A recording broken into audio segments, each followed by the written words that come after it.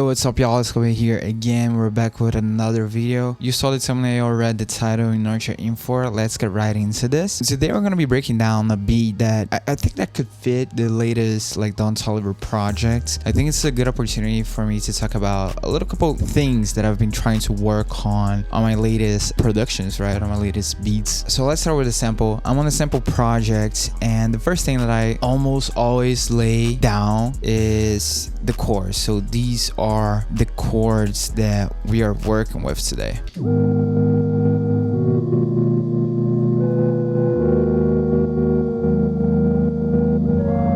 Even though I lay down these chords, I'm not a piano player. I'm not really good at playing it. So what I usually do, I open up a VST like the Prince that I use here, and then I just try to find some chords or little melodies, and then I capture the chord and I try to build on top of it. You can clearly see on the difference of velocity what I played and what I didn't. But for example, this little like melody run here, I did not play that. I clicked this in after. I think that a lot of these, like, I didn't play these live. I added them later. And what I always do is when I lay chords down, I do these inversions, right? I did not play this. I played this, and then I added this on top, mixing it in, right? Like playing, I really like playing even though I'm not good at it. I like playing so it has more of a human feel. You can see that nothing is on the grid, nothing is quantized. It sounds nice, it sounds like more human, but at the same time, you know, since I cannot play more complex patterns, I added stuff on top of it. So we have the Prince. Let's see the preset that we used. And if you want the sounds on this video and much more, go check out autoideas.co. This week I've released the Legacy Bundle with all of my packs from the last couple of years with a crazy discount. So go check that out. Autoideas.co is the first link on the description. Now let's get back to the video. Executive option. I've been using the Prince a lot. I think I used the Prince on the latest video too. I don't know why. I had this plugin for a while and I'm kind of just rediscovering it. The Prince is kind of odd because I don't know if I'm dumb. I mean, I am dumb, but when you open the plugin at first, it loads up the favorite presets, right? Which they come like, whoa, they come like pre-favorite. And for a while, I didn't realize you could click like here and there's like a ton more presets that you can go through. So I was only using these ones for like a while, bro. I thought this plugin only had these presets on it, and I'm a preset warrior, and I just recently realized that there's way more. And I like how like dirty it sounds. And I think we can get to the first like topic here that I wanted to talk about, which is simplicity. I've been fighting myself a ton recently to try to make stuff more simple. I think one of my biggest flaws in terms of my production is how complex I make stuff. And complex doesn't mean profound, or it doesn't mean good, you know? Stuff can be complex in the sense that there's a ton of instruments and a ton of melodies and a ton of stuff going on, but not be profound or good. So I'm trying to find this balance of making stuff simple and make them more usable. So this is something that I'm trying to achieve as of recently, and I try to do that here on this sample. If you compare it to one of my older samples that you can find on this channel, you're gonna see we only have like 10 tracks, but there's not a ton of stuff going on, and it's hard to like keep stuff simple when you're doing stuff alone like I am. Alone in the sense that I'm like alone right now, right? You kind of always want to like fill out every space that you can, adding like vocals and a ton of bass and a ton of melodies and a ton of stuff, and I'm just trying to cut back on that. And I'm finding that trying to like make stuff simple and usable in itself, it's so hard, you know? It's an art in itself. That was really it. Like I was like, yo, it's finished. Like I didn't even want to add any more to it because I was like, this sounds done. Like this sounds like enough for somebody to get their point across on it. And I never try to do too much on tracks and keep it simple, because I find like the simpler you keep it is like it's easier for artists to paint on the canvas. So this like keys that we have here, they're like the body of the sample. They carry the sample and we just build on top of it. And I grabbed the MIDI from the Prince chords and I threw it into Piano Colors, which is one of my favorite contact banks, and I bounced it down. I'm pretty sure the contact is right here. We can look at the preset that we use, and this sounds, let's hear how it sounds.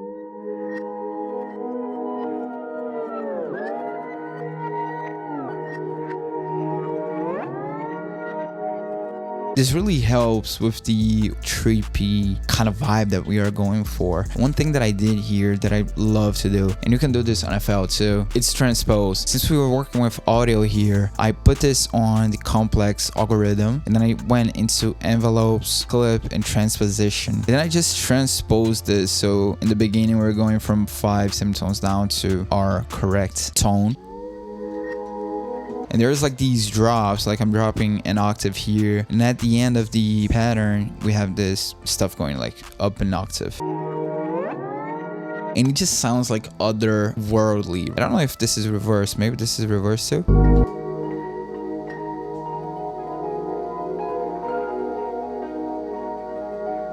I don't know if I reverse this. Is there any way that I can see if I reverse this? I don't know. No, I don't think I reversed this, but now listening to this kind of sounds hard. I might like work on something like on top of this. We have the prints and piano colors, and this is most of my sample here. So on top of this, I add a bass.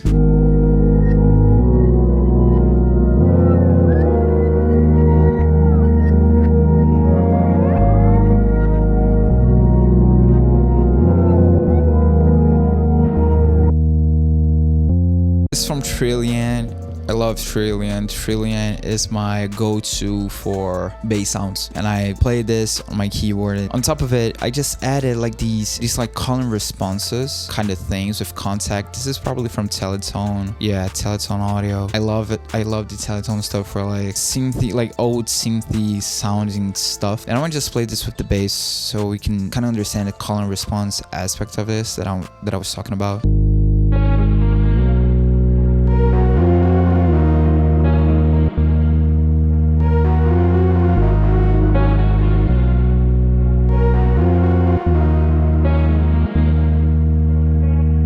Two simple melodies on contact on the Teletone thing. Again, just played it on my keyboard just to add a little bit of movement, I guess, on top of the chords.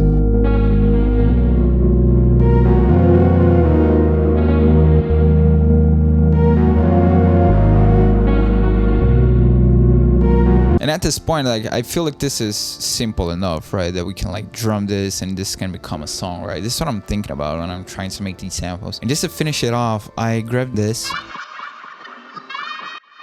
and I reversed it. You can see on the transposition again, right at the end.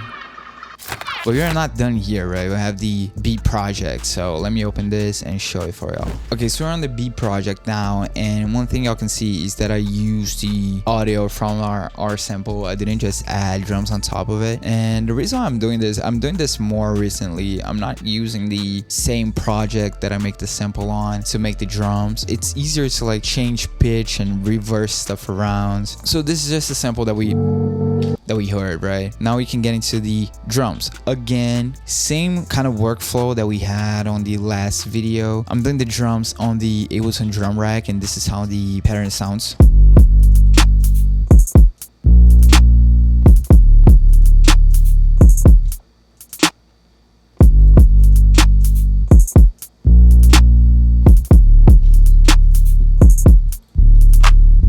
Really simple pattern, same workflow from the last video. I just added the drums in here. If you hit the B key, you go into the pencil and you can just draw stuff in like you would expect, and this is how I did the main like drum bounce. And also I added this 808. This is from Ivy's Robbie again.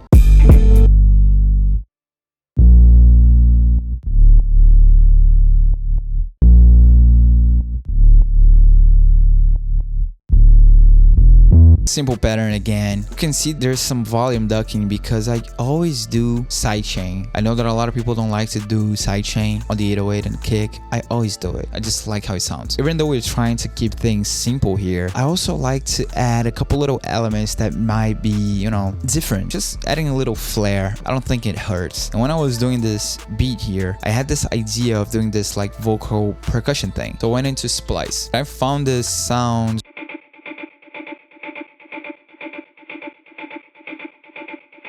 And I basically didn't change it. I didn't chop it up. I obviously put it in the key that we are on. I put a little Ultra Boy. Let's see how it sounds with nothing. Oh.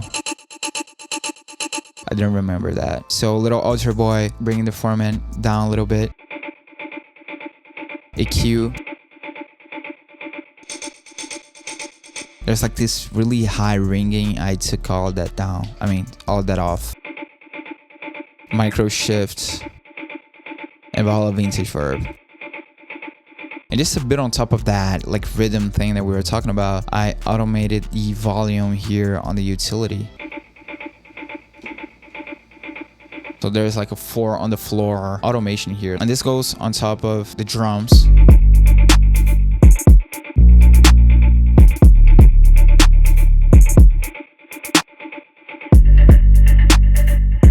Oh, this is pretty fun. What I did here is, as y'all can see, I also automated the format on the Auto Boy. When we hit like this first repetition, I bring the format down from -3 to -6. And then it starts to go down and down and down.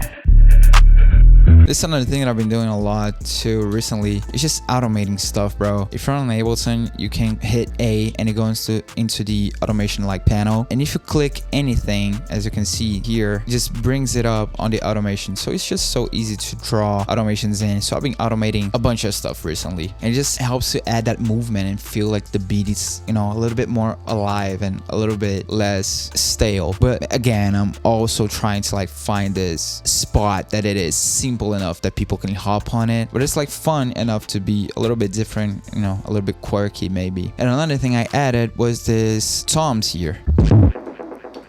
It just sounds so good.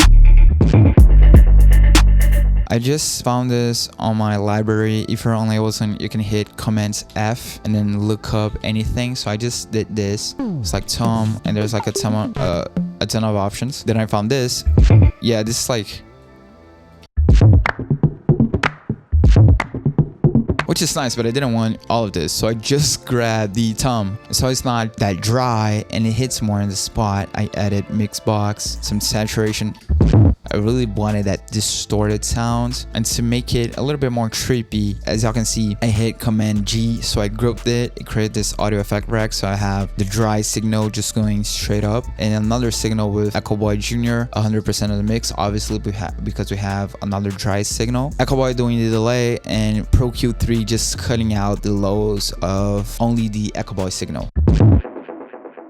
And this is basically the entire beat. Again, the main like theme of this video, and the thing that I actually like wanted to talk about, is making stuff more simple and how I am personally struggling with doing that, and how I'm trying to incorporate that more into my productions. I'd like to hear you guys' thoughts on this and how y'all deal with this. I really hope you like this video. If you did like this video, please leave a like and subscribe to the channel. Follow me on Instagram and follow Out of Ideas on Instagram.